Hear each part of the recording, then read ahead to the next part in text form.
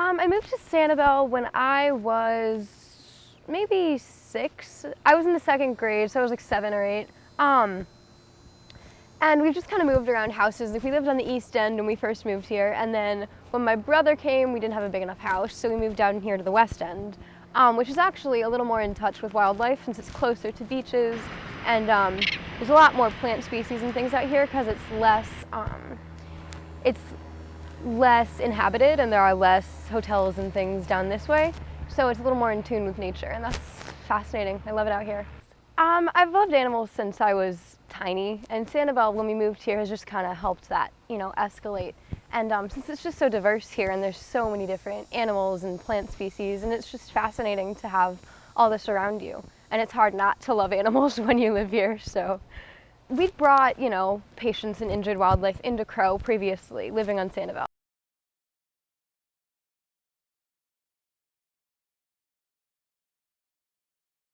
They had an ad in the newspaper that they needed volunteers to help in their clinic, and I thought that was a wonderful opportunity, which is super connected to those animals and that wildlife that's found here. But volunteering at Crow has kind of given me a little more direction in my life, and I've realized that, becoming a vet is something that I'm a lot more interested in now than I was previously, so that's good. Yeah, well, I work in the baby room, which is in the clinic upstairs, and I feed and I clean cages and I take care of the baby animals and, look at their records and things.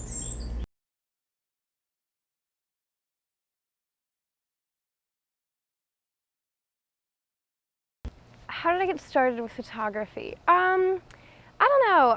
I've just kind of upgraded cameras since I was little. Like, I had a little tiny digital Nikon, and then as I got more into it, I would, for birthday presents and things, be given cameras with, like a detachable lens, and I'd kind of gradually upgrade.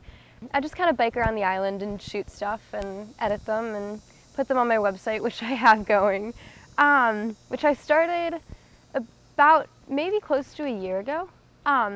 And it's been great. I also submit some things to National Geographic for their My Shot organization, and there's just a ton of people internationally that just submit photos, and you can just search through other photography fanatic work, and it's really cool to see, and they can give you input on your work, and you can comment on theirs, and it's really helpful.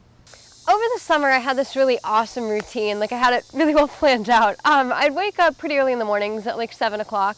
Then I'd bike over to the rec center, which is only like 3 or 4 miles away from my house, which is super convenient. And I'd go in, I'd work out and such.